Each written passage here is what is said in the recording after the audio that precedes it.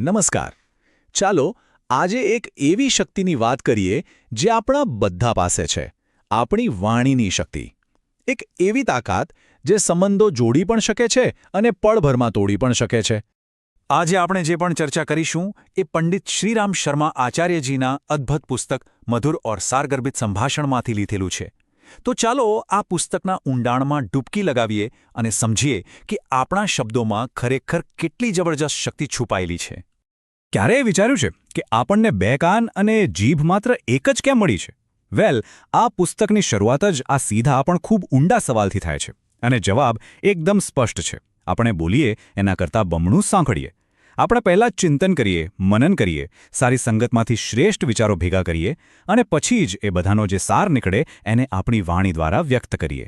આ પુસ્તકનું હાર્દ, એની મુખ્ય વાત આ જ છે. આપણી જીભમાં અમૃત અને વિષ બંને વસે છે.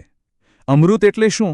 એવા મીઠા સાચા શબ્દો જે બોલનારને ખુશી આપે અને સાંભળનારના દિલને ઠંડક પહોંચાડે. અને બીજી બાજુ વિષ એટલે કે ખરાબ ભાવનાથી બોલાયેલા કડવા શબ્દો. અને સૌથી પહેલાં આ ઝેર કોને નડે? ખુદ બોલનારને જ. એ પોતાની જ ગરિમાને ઠેસ પહોંચાડે છે. પણ સવાલ એ છે કે આપણા શબ્દોમાં આ અમૃત કે વિષ એ આવે છે ક્યાંથી? એના મૂળ સુધી પહોંચવા માટે આપણે વાણીની ઉત્પત્તિને જરા ઊંડાણપૂર્વક સમજવી પડશે. આપણે બધા શું માનીએ છીએ કે વાણી તો ભાઈ મોં અને ગળામાંથી જ આવે, બરાબર ને? પણ શું ખરેખર એની શરૂઆત ત્યાંથી જ થાય છે? આ પુસ્તક કહે છે ના, વાણીની ઉત્પત્તિ આના કરતાં ઘણી ગહન છે. એ ખાલી એક શારીરિક ક્રિયા નથી, પણ આપણા આખા અસ્તિત્વનું પ્રતિબિંબ છે. જુઓ, આ સ્લાઇડ કેટલી સરસ રીતે વાણીની આખી પ્રક્રિયા સમજાવે છે. આધ્યાત્મિક શાસ્ત્રો પ્રમાણે દરેક શબ્દની શરૂઆત નાભીમાં એક સૂક્ષ્મ સ્પંદનથી થાય છે. પછી એમાં હૃદયની ભાવનાઓ ભળે છે. ત્યાંથી આખા શરીરમાં એક કંપન ફેલાય છે અને છેક છેલ્લે ગળા અને મોં દ્વારા એક અવાજ બનીને બહાર આવે છે. તો આનો મતલબ શું થયો? એ જ કે આપણી વાણી ખાલી શબ્દોનો ઢગલો નથી. એ તો આપણા શારીરિક, માનસિક અને ભાવનાત્મક આ ત્રણેય સ્તરનું એક સંપૂર્ણ પેકેજ છે. જેમ કોઈના ચહેરા પર ગુસ્સો કે ડર બોલ્યા વગર જ દેખાઈ જાય, બસ એ જ રીતે આપણા દરેક શબ્દની પાછળ આપણું આખું વ્યક્તિત્વ બોલતું હોય છે.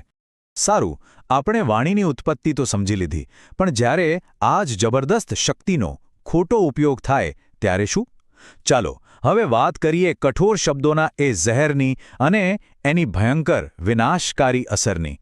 જાણો છો, કડવા શબ્દોનું ઝેર સૌથી પહેલાં કોને પીવું પડે છે? ખુદ બોલનારને જ. એના પોતાના જ મનમાં એક ભૂકંપ આવે છે જે એના શરીર અને આત્માને હચમચાવી નાખે છે. અને વાત અહીં પૂરી નથી થતી. જે ઘરમાં સતત કડવા શબ્દો બોલાતા હોય ત્યાં બાળકોનો વિકાસ અટકી જાય છે અને પરિવારમાં ઝઘડા અને કંકાસ સિવાય કશું નથી રહેતું. આ સરખામણી કેટલી સચોટ છે, નહીં? તળાવમાં ફેંકાયેલો એક પથ્થર હજારો લહેરો ઉત્પન્ન કરે છે. બસ આપણા શબ્દો પણ એવા જ છે. એકવાર મોંમાંથી નીકળ્યા પછી એ બ્રહ્માંડમાં દૂર સુધી ફેલાઈ જાય છે. પછી એ તરંગો ભલે સારા હોય કે ખરાબ. અને અહીં એક બહુ જ રસપ્રદ વાત છે. હવે તો વિજ્ઞાન પણ કહે છે કે શબ્દોની ઊર્જા બ્રહ્માંડમાં ફેલાઈને બુમરેંગની જેમ પોતાના મૂળ સ્ત્રોત પર પાછી આવે છે. એટલે કે આપણે જેવી નકારાત્મકતા બહાર મોકલીએ છીએ એ ફરીને આપણી પાસે જ પાછી આવે છે. કર્મના સિદ્ધાંત જેવું જ છે.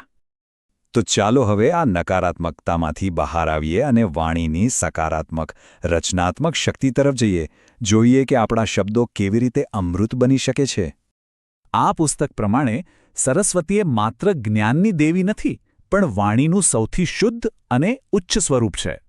જ્યારે આપણા શબ્દોમાં વિવેક, સચ્ચાઈ અને બીજાના ભલાનો ઉદ્દેશ્ય હોય ત્યારે સમજવું કે આપણી જીભ પર સાક્ષાત સરસ્વતી બિરાજમાન છે. ઋગ્વેદનું આ જ્ઞાન કેટલું સચોટ છે. એ કહે છે કે જ્યારે આપણે વિચારીને, સમજીને અને સારા ઈરાદાથી બોલીએ છીએ ત્યારે સફળતા અને આશીર્વાદ આપોઆપ આપણી તરફ ખેંચાઈ આવે છે. બિલકુલ એ રીતે જેમ જ્યાં મધ હોય ત્યાં માખીઓ ખેંચાઈને આવે છે. આ જ તો છે સકારાત્મક વાણીની તાકાત. કોઈ હતાશ વ્યક્તિને પ્રોત્સાહનના બે શબ્દો કહેવા એ લાખો કરોડો રૂપિયાની મદદ કરતાં પણ વધુ કિંમતી સાબિત થઈ શકે છે. જો આપણા શબ્દોથી કોઈનો તૂટેલો આત્મવિશ્વાસ પાછો આવી શકતો હોય તો એનાથી મોટી સિદ્ધિ બીજી કઈ હોઈ શકે? સારું, આપણે શું બોલવું જોઈએ એ તો સમજ્યા, પણ હવે મુખ્ય સવાલ એ છે કે આ કરવું કઈ રીતે? તો ચાલો હવે વાણીને એક પ્રેક્ટિસ, એક સાધના તરીકે જોઈએ. સંત વિનોબા ભાવે વાણીને જોવાનો એક સાવ નવો જ દૃષ્ટિકોણ આપે છે. એ કહે છે કે જ્યારે આપણે સારા વિચારો બોલીએ છીએ ત્યારે એ ખાલી કોઈને કહેવા માટે નથી, પણ એક પ્રકારનો જપ છે. જપ એટલે શું? કોઈ મંત્ર કે સારા વિચારનું વારંવાર રટણ કરવું. આવું કરવાથી એ વિચારો આપણા પોતાના મનમાં જ વધુ પાક્કા અને મજબૂત બને છે. વાણીનો તપ એટલે કે વાણી પર કંટ્રોલ. આધ્યાત્મિક માર્ગ પર મૌનને ખૂબ જ મહત્વ આપવામાં આવ્યું છે. કારણ વગર આમ તેમ બોલબોલ કરવું એક અપરિપક્વ વ્યક્તિત્વની નિશાની છે.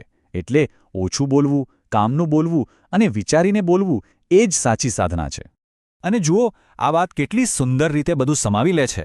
કોઈ પણ સભ્ય અને સુસંસ્કૃત સમાજનો પાયો જ ત્યાંના લોકોની વાણી પર ટકેલો છે. જો વાણીમાં શિષ્ટતા અને સંતુલન ન હોય તો કોઈ વ્યક્તિ કે સમાજ ક્યારે સન્માનને પાત્ર બની જ ન શકે. ઉપનિષદના ઋષિની ભગવાન પાસે આ એક જ માંગ હતી: જીહ્વામાં મધુમત્તમા, એટલે કે મારી જીભ હંમેશા મધ જેવી મીઠી રહે.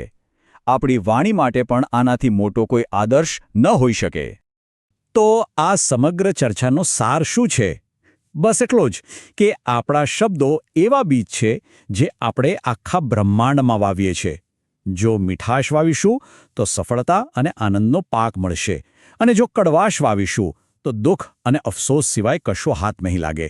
પસંદગી સંપૂર્ણપણે આપણી છે અને પરિણામ પણ આપણું જ હશે. આ બધું જ ગહન જ્ઞાન પંડિત શ્રીરામ શર્મા આચાર્યજીના પુસ્તક મધુર ઓર સારગર્ભિત સંભાષણમાંથી લેવામાં આવ્યું છે, જે ખરેખર વાણીની શક્તિને સમજવા માટે એક અદ્ભુત માર્ગદર્શક છે.